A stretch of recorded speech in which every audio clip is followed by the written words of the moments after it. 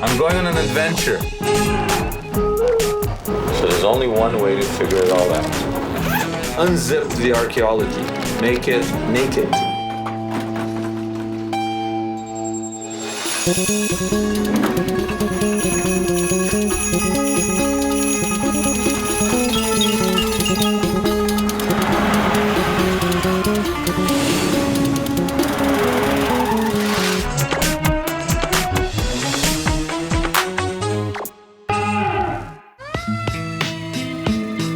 In biblical times, being sick was often viewed as divine justice.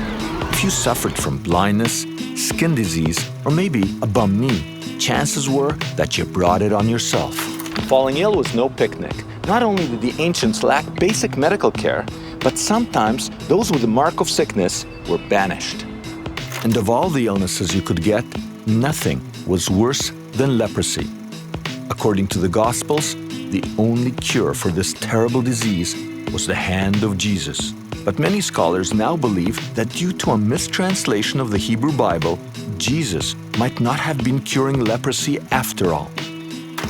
A stunning new archaeological find may actually hold the answer. With archaeology as my guide, I'm going to take a closer look at ancient medicine and get to the bottom of this leprosy mystery. But first, I want to find out where the ancients went to soothe what ailed them. The Bible says water was a great healer. It outlines the benefits of washing and bathing, and both Jews and Christians used water to purify body and soul. And I've just heard that archaeologists have uncovered a giant ancient pool near Siloam in Jerusalem. Could this be the famous pool mentioned in the Christian Bible where Jesus healed the blind man? A man called Jesus made clay and anointed mine eyes and said, "Go to the pool of Siloam and wash." And I went and washed, and I received sight. I'm going to meet up with archaeologist Gabi Barkay to find out if this is the same pool. We are now in the ancient pool of Siloam, which was discovered just in the last month. So is this one of those magic moments where the Bible and archaeology meet? This is the very pool which is mentioned. There is no other alternative. The dating of the pool is secure. It is first century. You can imagine Jesus standing here curing people. This is the very pool. And the pool is where? So the pool is this large orchard here with the pomegranate trees. Next to the pool here, we see the remains of the stepped edges, which is mentioned in the Gospel of John, chapter 9, as the place where Jesus cured the blind man. And people gathered here in order to find remedy for their troubles. So this must be one of the most important biblical archaeological finds ever, actually connecting Bible with archaeology. Yes. Pretty amazing. So, according to the Gospel of John, it was here at the pool of Siloam that Jesus cured the blind man. And the discovery of the pool gives new life to the story. But what about the stories of Jesus healing lepers? Has anything been found that corroborates these tales? Scholars are skeptical. They point to a mistranslation of the Hebrew Bible where the term tsarat was incorrectly replaced with leprosy. Today, Hansen's disease is the correct name for the ailment that causes body parts to fall off. According to scholars, Hansen's disease didn't exist during Jesus' time. So whatever he was curing, it wasn't leprosy. What was it? Professor John Kloppenberg, first-century expert, explains. Tsara and lepra, or lepros in Greek, probably refers to the same physical ailment, which is a kind of psoriasis, perhaps, or a skin blemish. Not really leprosy. In the Hebrew Bible, it's not Hansen's disease, and probably in the New Testament, it's not Hansen's disease either.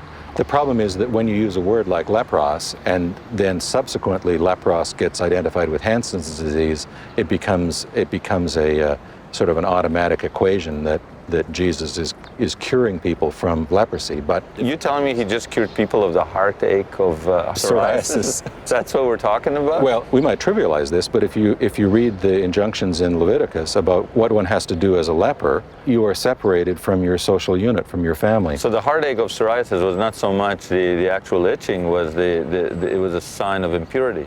It's a sign of impurity which causes you to be separate from the rest of society. So according to Professor Kloppenberg, there was no real leprosy at the time of the Old Testament in the Holy Land. But I'm not convinced that it hadn't arrived by Jesus' time. Before I investigate this, I need to understand disease in biblical times. And it's clear from the Bible that quarantine was often used to isolate sick people, not just lepers. Does this mean that all sick or disabled people were left out in the cold? There's a forensic pathologist in Tel Aviv who's found some ancient bones that tell a very different story.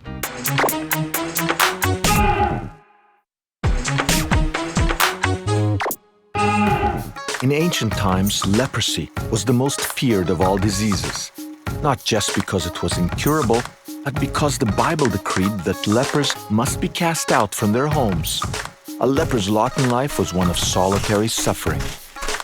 So, does this mean that all sick people were shunned by society? Dr. Baruch Arensberg says no. He's been collecting ancient bones for years.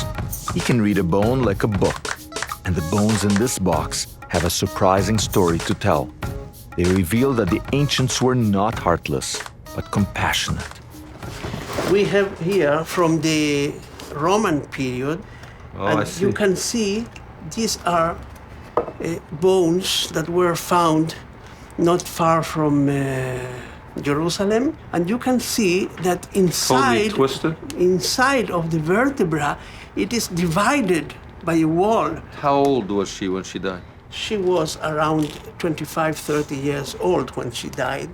That's significant. In ancient times, people lived shorter lives. Disabled people's lives were shorter still.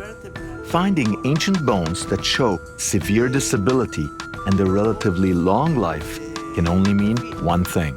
So somebody looking at this sees a pile of bones. You look at this and you say, this shows me that the community took care of its disabled. Absolutely. This is the best case. And the importance is not only on the pathology, but on the environment, on the social conditions they were living. Wow. So that They means survived. people cared for each other. Yeah. Arensberg's collection shows us that in biblical times, compassion was the first step in any treatment.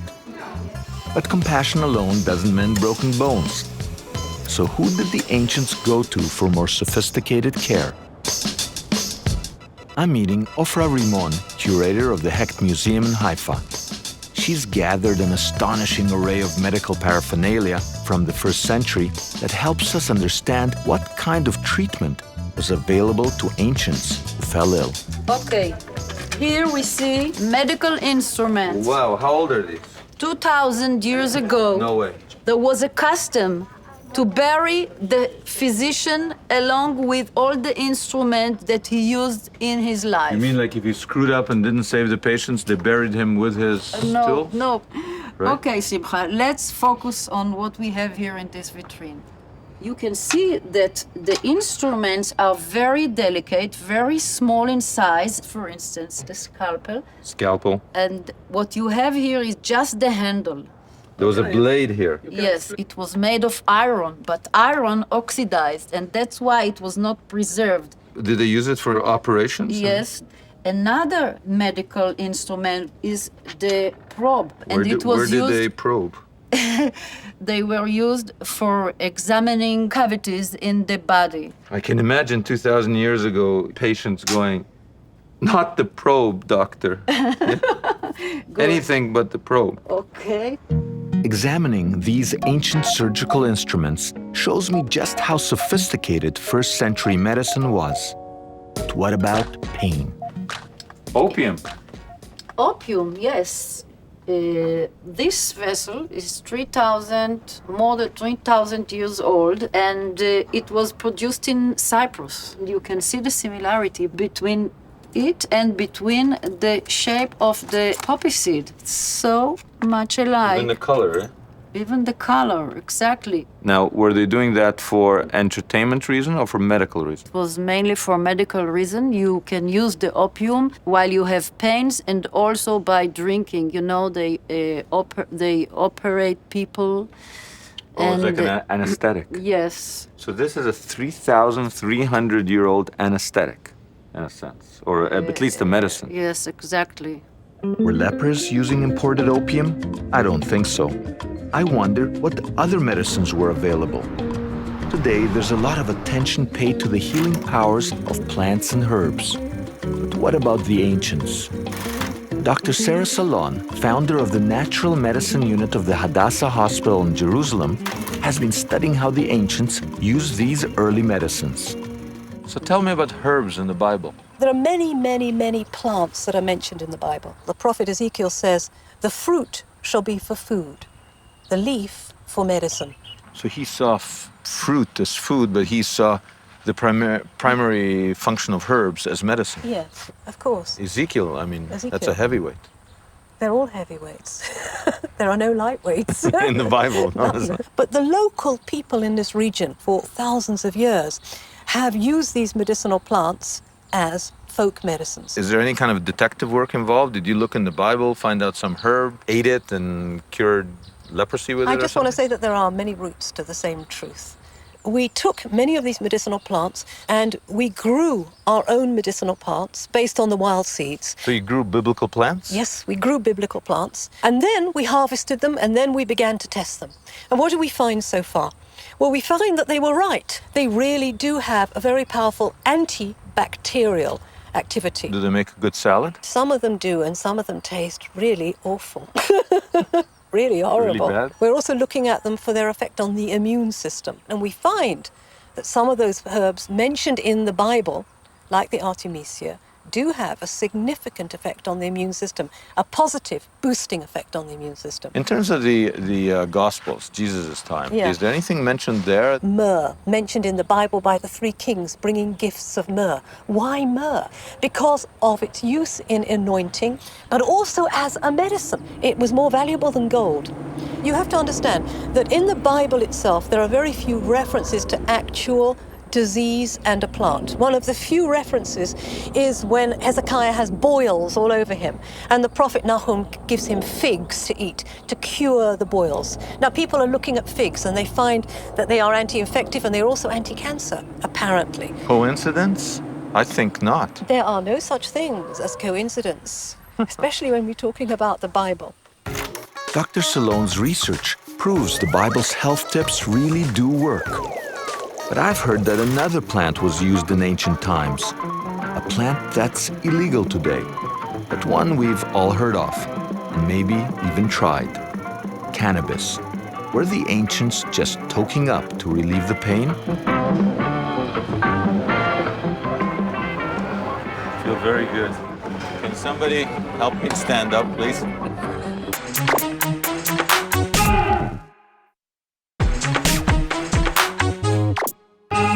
Herbal medicines were used in ancient Egypt as far back as 10,000 BC. Over the centuries, much of this knowledge made its way around the ancient world. The Bible recognizes the therapeutic properties of strong wine and a few herbal concoctions, and that's about it.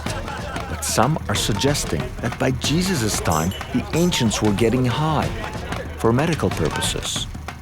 Professor Raphael Mechulam, expert of pharmacology at Hebrew University, he's figured out what the ancients would have reached for when they were in pain.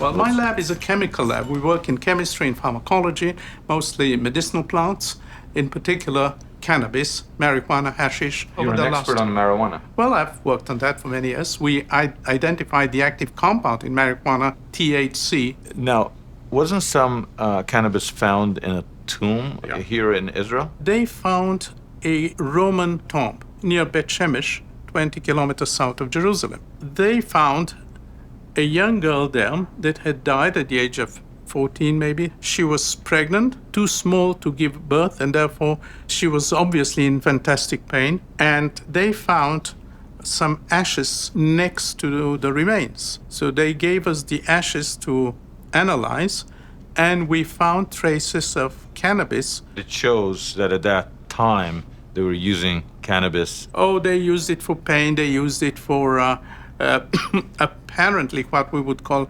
antibiotic, they used it for some stomach problems. They knew quite a lot about cannabis, and they used it.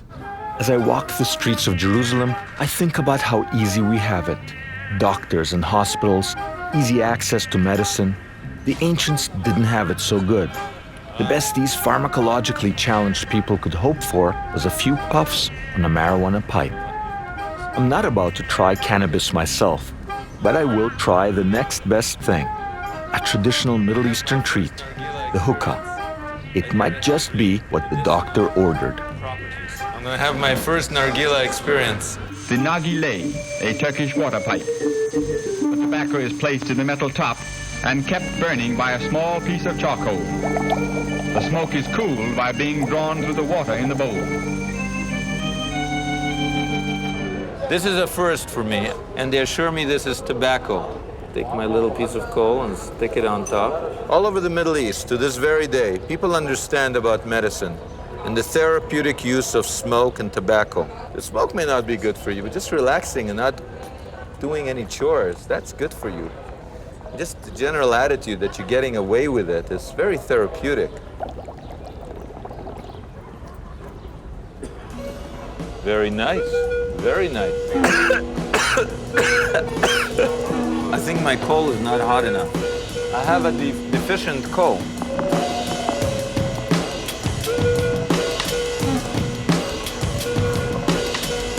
Oh yeah. I can get used to this. This is just sit around, just sit here and relax, right? Relax. Let the wife take care of things, you know? Crazy. But I've been thinking all these years.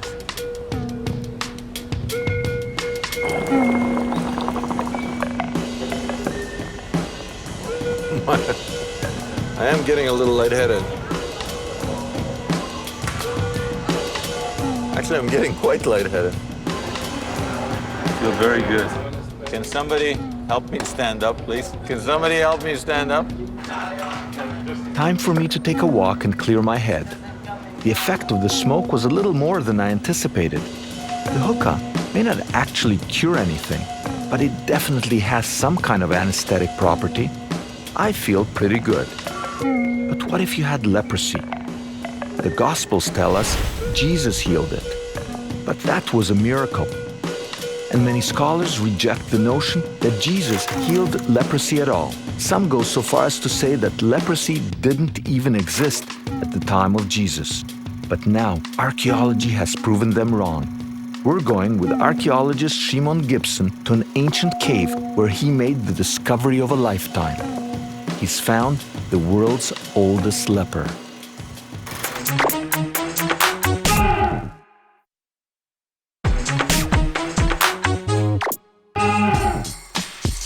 The Gospels give 4 examples of Jesus healing leprosy. But was it really leprosy? Many scholars say no. They claim leprosy didn't exist in Jesus' time. This brings me to the Hinnom Valley, where a Jewish burial ground has stood for almost 3,000 years.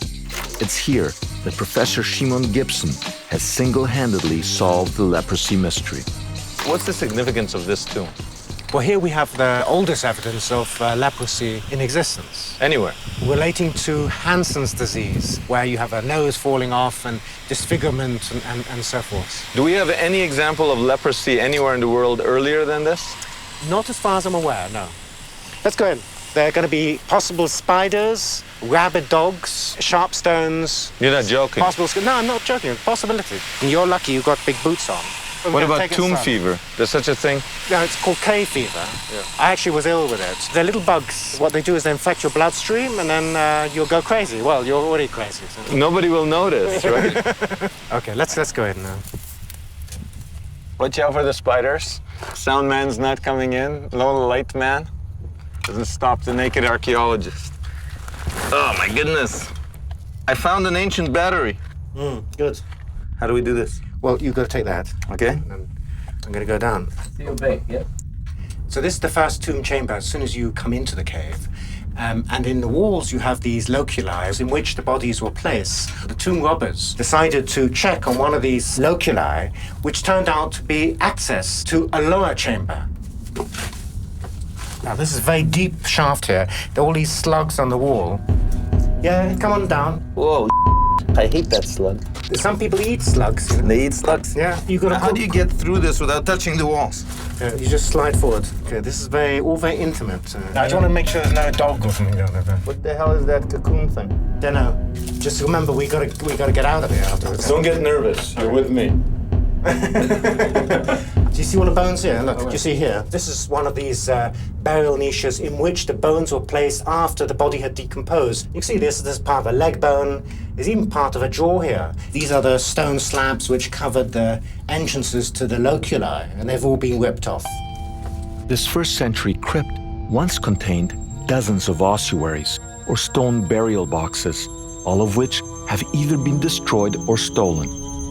Jewish burial practices at the time specified that the bodies of the recently deceased had to be set out in niches, and then, after the bodies decomposed, the bones would be gathered up and placed in ossuaries. Only one loculi was overlooked, sealed shut with a deadly secret. You see the cement here? There's a very hard cement. They cemented it up. Now, there's apparently a reason for that. I think they feared disease. If they feared that the person was sick from something contagious, they wouldn't take the bones and put them in an ossuary. They'd just seal them right there. Until tomb robbers came into the cave, and they ripped open the door. What they saw was just some brown muck, and it's a very important find. Hidden by that muck were human remains. Samples of these bones were sent to Thunder Bay, Canada, home to one of the world's leading forensic pathology labs. After years of analysis, scientists uncovered something new to the world of archaeology. From the medical results, we know that he suffered from Hansen's disease. It was quite advanced leprosy, apparently. Evidence of the oldest leprosy in the world. Yeah. Let's get out of here. Okay.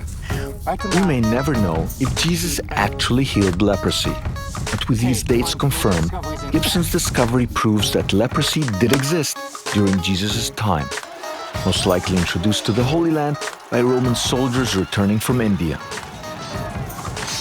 With a cure being almost 2,000 years away, ancient lepers had little hope, yet they still had a surprisingly complex range of options. For the most part, the ancients relied on what we would call alternative therapies, primarily herbal medicines, many of which hold the same properties as modern drugs.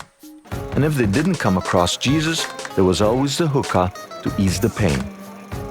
And the Bible itself offers some very healthy advice about hygiene, diet, and quarantine, with archaeology providing a sound second opinion.